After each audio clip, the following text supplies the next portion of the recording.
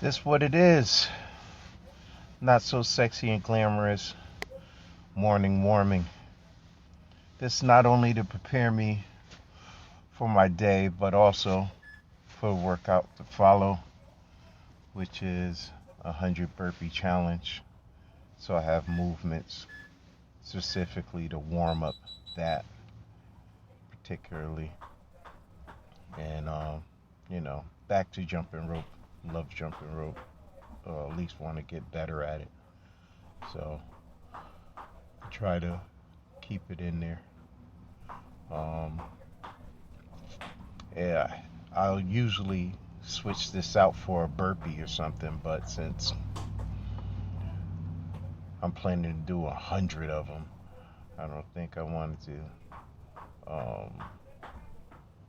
warm up doing burpees and try to get my best time on doing burpees. I think I'll be shooting myself in the foot, kind of.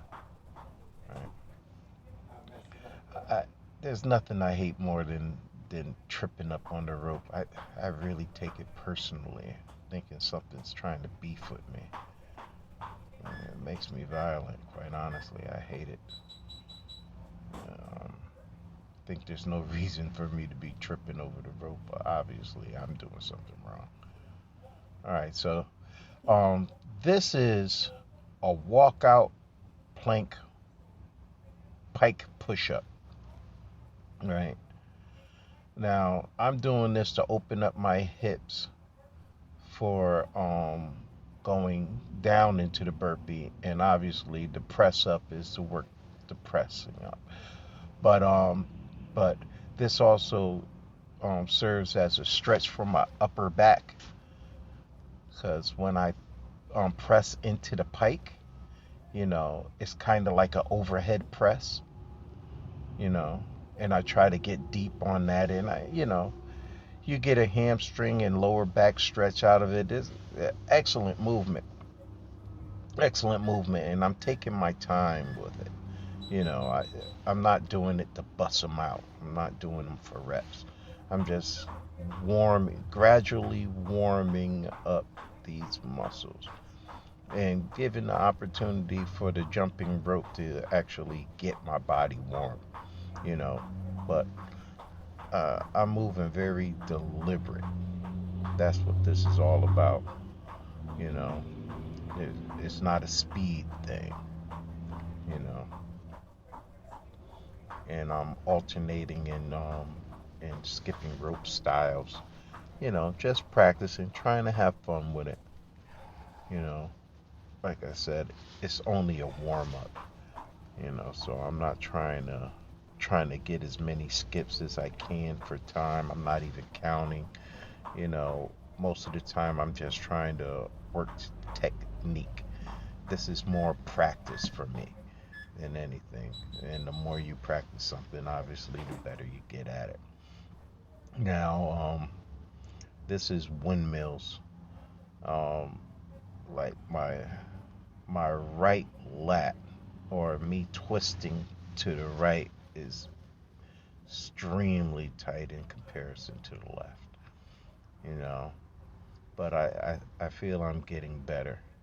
So this is something that's you know working that transverse plane. Most of the time we work more on forward and backwards. It's called a sagittal plane. We don't necessarily work these twisting movements where um, me in particularly I have overdeveloped I have some overdevelopments in muscles, especially in my upper body, shoulder, upper back, my my my traps, and some of my lats are insanely tight from overwork and and focusing on movements specifically for that because I was like terrible at pull-ups, so it became my prime focus. So most of my exercises had that muscle group focus, whether it was bent over rows or, you know, pull-ups for time and stuff like that. And yeah, um, I wasn't even. Whenever you do things like that, you should always um, work the its opposite muscle. So when I was doing it, overhead pulling, I should do overhead pressing. When I'm doing horizontal pulling, I should counteract that with horizontal pressing as well.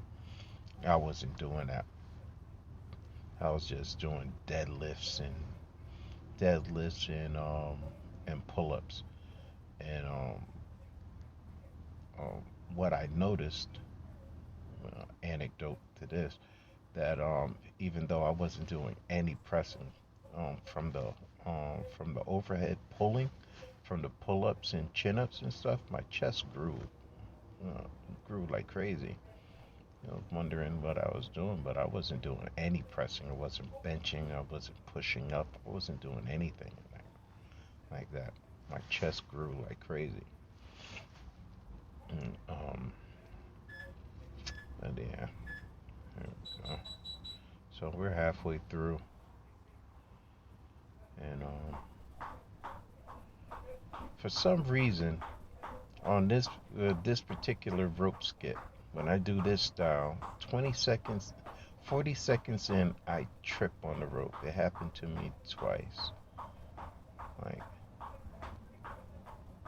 every time I trip on this rope when I do this kind of skip, it's 40 seconds in. It was aggravating the hell out of me. Like I said, like the world's conspiring against me. Don't want me to get a perfect minute. And I could skip a perfect minute, no problem. Every time I check it, I check the clock. I'm like, damn, I only have 20 seconds left. Yeah, but yeah, we're trying to build up this volume. All right, there we go. Windmills. Yeah, look like windmills. And I noticed that I was walking my feet in. I got to pay attention to that. Um, how stretching works is that when you're stretching into resistance, um, could kind of slow down your progress. What you want to do is be on the edge of resistance, where you have the ability, but is slightly hampered. Now, if you're fighting a lot of resistance to get more flexibility, um, it it works against you because you need to relax into the position. You need to relax into the position. That sends a cue to this mechanism we have called the Golgi tendon organ. It's a defense mechanism for us not to tear connective tissue or muscle, connective tissue. Let's say connective tissue. So what you have to do is coax that organ into relaxing, and then it will allow you to go further. Because all this is a signal that's saying like, oh shit, we're going past a range that we're not comfortable going into. So it says, all right, I'm going to have you contract to force you not to go into that range. So the reason why you have to be on the edge of that that resistance is so that it'll be like, oh shit, it's okay. I'm going to relax a little bit more. So then that's why the act of stretching is a consistency thing. You have to do it consistently to teach that organ that, all right, we can go a little deeper. Okay, we're cool here. We could go a little deeper. So every session you'll get a little more. So the where people fail at with the stretching thing is that it takes something that we're not good at, being fucking patient.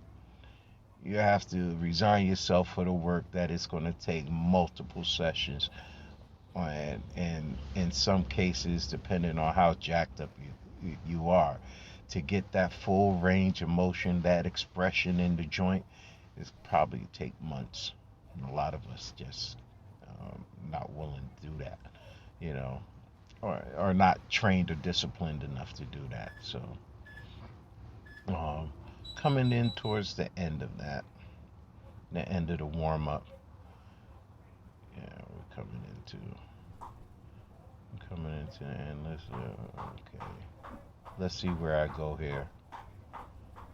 On this one, I think I break the 40-second curse. I think I went to 45 seconds of uninterrupted skipping.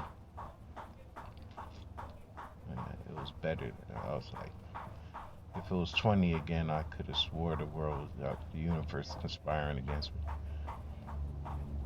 Okay, so at the end of this book, I'm going to rest 5 minutes, and then I'm going to go into my 100 burpee challenge. Give myself a absolute best opportunity to give my best effort. You know, um, I usually assess that challenge probably like once a year, twice a year at the best. Is a good indicator of fitness. How far I came, and and this possibly the first time I actually warmed up for it. So I'm sure on getting my body primed to move is actually a plus, you know. Yeah. So this is the last set of this. So after this, I'm gonna link the hashtag to the 100 burpee challenge. Check that out. It's definitely a good staple or benchmark workout to see where you are, fitness wise, ability wise.